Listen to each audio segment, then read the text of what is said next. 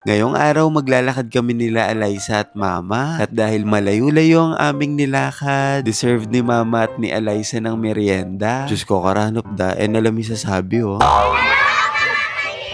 Ngayong araw dahil napakaganda ng panahon, niyaya ko si Alyssa at Mama maglakad. Diyos ko, si Alyssa kakaligo lang, nangangati na naman yung ulo. Pero aba-aba, mukhang masaya ngayon si Alyssa. Pero bago kami umalis ng bahay, niisip ko kung anong masarap na merienda para kila Mama at Alyssa. Diyos ko, si Kuya Gina tulala. Tinatanong ko nga si Mama dyan kung anong gusto nilang merienda ngayong araw. Hindi naman umiimik si Mama, basta kahit ano lang daw sabi niya. At ito na nga mga ka-G, naglakad na kami dito sa subdivision malapit sa amin. At meron nga nakasunod sa amin na dalawang bata. Sabi nila pinapanood daw nila lagi si Alyssa. Mga ka-G, maraming salamat talaga sa walang sawang pagsuporta sa amin ni Alyssa. At ako kahit na napakahirap ng pinagdadaanan ko, feeling ko hindi ako nag-iisa, kasama ko kayo. Aww. Kuya G naman, hindi ka talaga magdadrama ngayon ha. At sa mga naka-e-bike na napadaan dito, shoutout sa inyo. At habang naglalakad nga kami dyan nila Mama at Alyssa, sabi ko sa kanila, enjoy lang nila yung moment na to. Si Alyssa talagang ine-enjoy niya oh.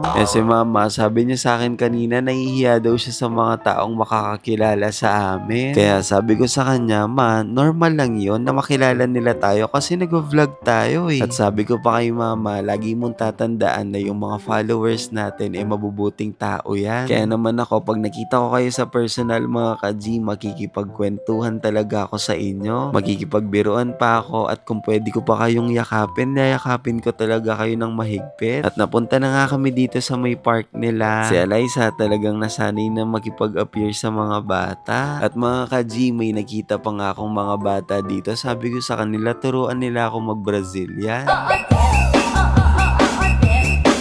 At grabe, hindi ko napansin na napakadami na pala namin dito sa park. Matapos nun, pinagpatuloy lang namin nila Mama yung paglalakad namin. At habang nagja-jogging nga ako dyan, may mga tumatawag sa akin dito na mga nagbabasketball. Uy, shoutout sa inyong lahat dyan. At matapos nun, may mga nakita kaming batang nagkukumpulan dito. Kaya naman nakimarites ako. Nakita ko nga na napakadaming squishy dito. Pinagpipindot ko nga lahat ng mga squishy dyan. Matapos lang nun, naglakad na rin kami agad dyan nila Mama. Tinatanong ko nga si Mama dyan kung anong masarap na meriendang gusto nila ni Alyssa. Wala daw talagang idea si Mama kung anong gusto niyang merienda ngayon, kaya sabi niya sa akin, bahala na daw ako. Meron nga kami nadaanan dito na nagtitinda ng pizza. Ang sabi ko dyan kay Mama, subukan natin yung mga pizza nila dito. At si Alyssa talagang sumisilip pa dito sa may pintuan.